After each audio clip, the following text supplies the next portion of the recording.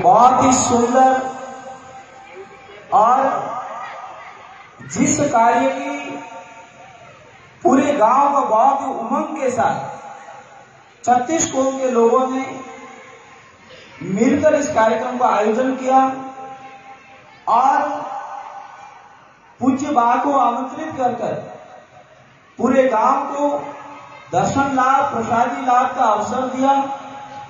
पूरे गांव को धन्यवाद साधुवाद,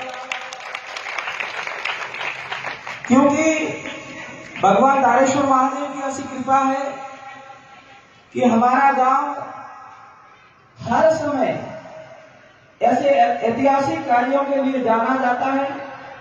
जब भी ऐसा कोई कार्य होता है तो पूरा गांव मिलकर ऐसे कार्यक्रमों का आयोजन करता है। आप सबको खूब खूब साधुवाद। पूज्य बा का पदार्पण हुआ। अभी भी मुझे पहले भी मेरी सुरेश ने कहा कि आप बोलो, मैंने कहा भाई मैं तो घर का हूं, मैं तो बाद में सबको साधुवाद दे दूंगा। पहले सारे लोग आए हैं पूज्य बा की वाणी का श्रवण करने के लिए, तो बा ने कहा भाई रखाओ और पछे रहे। तो बहुत ही इस अपने क्षेत्र में एक अलग अलग जगाते हुए जिनके अंदर वास्तविक एक साधुशाही दिखती है। हम लोग कहते हैं ना, पहले मुझे याद आता है अपने बाबूजी गुरु महाराज बन कीर्तों की रामपुरी साधुवारा का काल पड़े। मेरे बाबूजी काल करे पड़े, बाबूजी बड़ी बड़ा तो घना ही फरे, अरे के गावो पैरी बड़ा घना ही फरे, पर साधुवारा काल पड़े।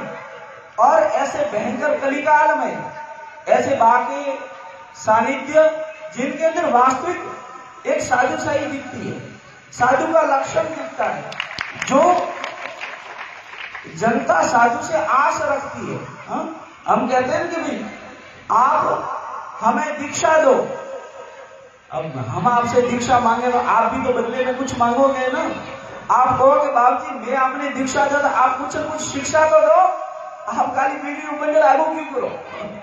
आप बीड़ी मत आगे करो माने, आप अफीम आगू मत करो, आप माने शिक्षा दो। तो सारी जनता है संतों से शिक्षा की उपेक्षा रखती है, और ये उपेक्षा ये इंतजार लोग उमड़ कर बा के दर्शन को जाते। यही कारण है कि लोग चाहते हैं कि कोई ऐसा संत मिले जो हमें शिक्षा दे, हमें चलने की राह बताए, हमें किस दिशा में जाना है। क्योंकि सनातन संस्कृति को किस दिशा में जाना है वो एक संत ही निश्चित कर सकता है। संत समाज को जिस दिशा में ले जाता है समाज उसी दिशा में जाता है।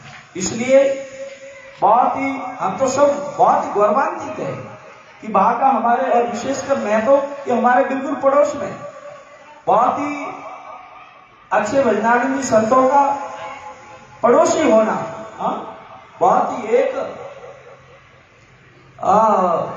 विभीषण ने कहा था कि बिनु हरि कृपा मिले ही नहीं संता।